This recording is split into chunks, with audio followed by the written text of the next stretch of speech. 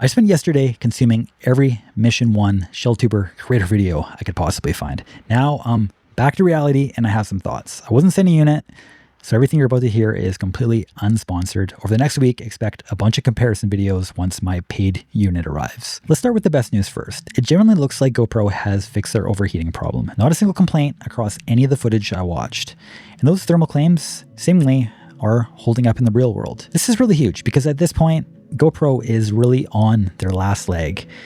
If they possibly had another overheating scandal, this would likely turn out the lights for good for GoPro, and competition is great in this industry. Compare that with the older Hero 13, which runs the older GP2 chip, a processor that's been carried across multiple generations now. This new GP3 in the Mission 1 is a meaningful jump, and better thermal performance is one of the most direct results of that. But looking at the competition, against the 2-year-old Ace Pro 2, it won in almost every category.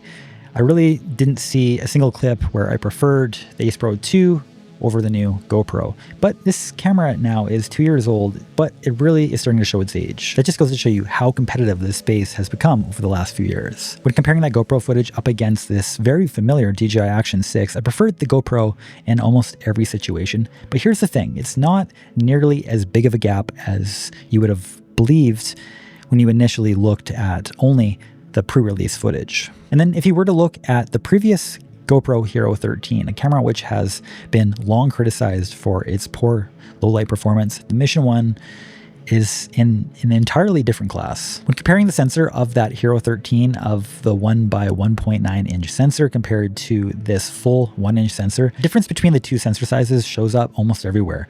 Low light, dynamic range, slow motion. Now, if you're a Hero 13 shooter wondering whether or not to upgrade, stay with me, because I'm going to give you a clear answer by the end of this video. When comparing the low light against every other action camera, whether it's the Ace Pro 2, the DJI Action 6, Hero 13, or the iPhone, they all start aggressively cranking up gain once the light drops. And the problem is much worse though on action cameras because there's no in-body stabilization. You're forced to keep your shutter at 1/100 or higher.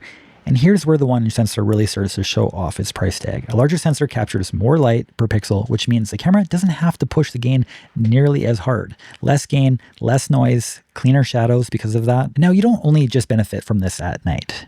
Think shady scenes, midday, indoor footage, or golden hour shots. Where light is dropping fast, you'll find a ton of value in this 1-inch sensor. Looking at sharpening and color, this is where things actually get pretty interesting, where the Mission 1 is genuinely different from what GoPro has done before. The Hero 13 footage, in comparison, looks sharp, punchy, heavily processed straight out of camera, and that is by design. The Mission 1 takes a very different approach. On the low sharpening setting, there's minimal sharpening applied, giving you a really clean, natural base to work with in post.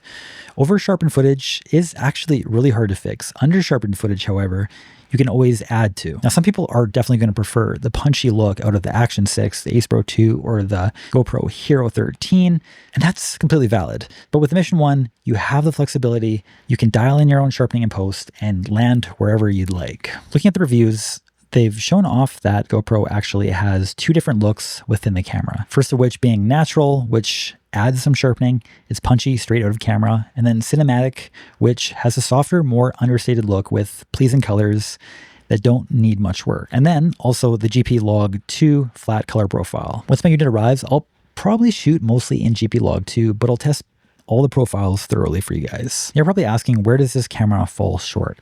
And it has to be the minimum focus. It is genuinely bad. We're talking around 20 to 24 inches minimum. You're gonna want a selfie stick in most self-filming situations up close. Compared to the Action 6, you'll immediately notice the drop in detail. And that's where the variable aperture in the Action 6 really earns its keep. I was one of the few people that actually saw real value in the variable aperture on the Action 6, and one of the reasons why I initially bought this camera. One of the benefits too of that variable aperture is it allows you to actually leave something like this macro lens at home because you can get plenty close to most of your images, especially if you're shooting at this distance or here. You're likely going to be fully in focus at f4. Now let's talk about the form factor. This now is a bit bigger of a camera. It's going to sting a little if you come from something like an Action 6 and you love that super pocketable feel. The Mission 1 is a step up in size, much closer to this Ace Pro 2. We're looking at the Hero 13. It weighed about 159 grams with the Mission 1 weighing 207.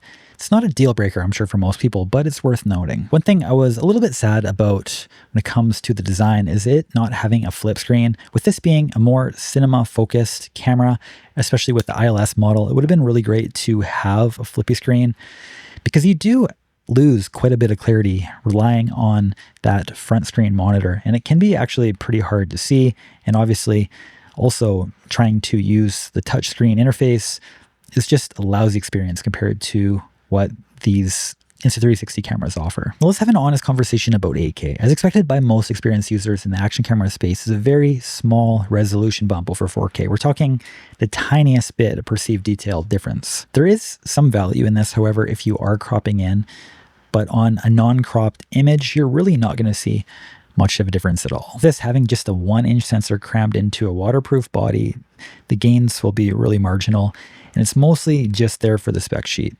For most people, the base model, because of this, would likely be a smarter buy unless you specifically need 8K 60 or the extra slow motion headroom that comes with the Pro. Users that I would see this potentially being a major benefit for are people that fly FPV drones. I could see that being a lot of value for users like that. Now let's talk about slow motion. The Pro model shooting 1080p at 960 FPS is the best we've ever seen from a camera at this size. It's really impressive. But there is a trade-off like most good things in life. When you're pushing that many frames through a small sensor like this, the shadows really do get noisy fast. Because of this, you really want to make sure that you are shooting in bright, well-exposed scenes if you want the most out of that slow motion mode. Looking back at some of the pre-release footage, which I can guarantee was mostly shot on the ILS, which is the interchangeable lens system, optical last really makes a big difference. So when looking at a lot of these newer clips, you are likely going to feel a little underwhelmed by comparison. It really should be no surprise that a camera with a $10,000 lens on, no matter how small the sensor is still going to have a pretty decent look during daytime. And this is why most people say that most of the image quality is within the lens and not the sensor. And now looking at this camera without any additional lens on it, looking at exactly what that 1-inch sensor does, I still don't think that it beats the Pocket 3, for that matter, a camera that came out in 2023. Footage looks really great, and it has greatly improved over the previous GoPro Hero 13, but it really misses a lot of that special character that the Pocket had. Now looking at the Pocket 4, this just further improves on that, and I think that the DJI, if you are wanting that cinematic look, is a far better camera in that instance. Looking ahead, Insta360 still hasn't dropped the Ace Pro 3. Once that lands, things are going to get competitive really fast. Why is this? Because they are now claiming that they're going to be adding 10-bit colors into all future cameras after this Luna, and likely we will see that same 1-inch sensor put into the Ace Pro 3.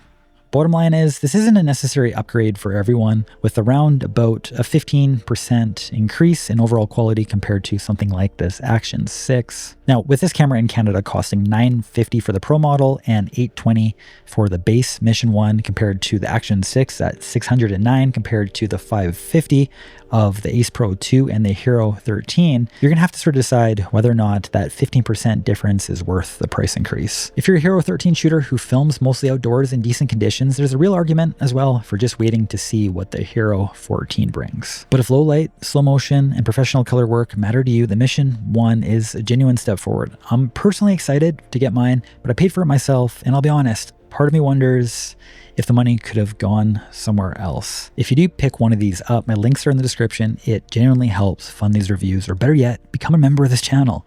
Doing this without manufacturer support is brutal, and I want to keep my comparisons as relevant as possible. All right, full video will be coming soon. I'll see you all then. Bye.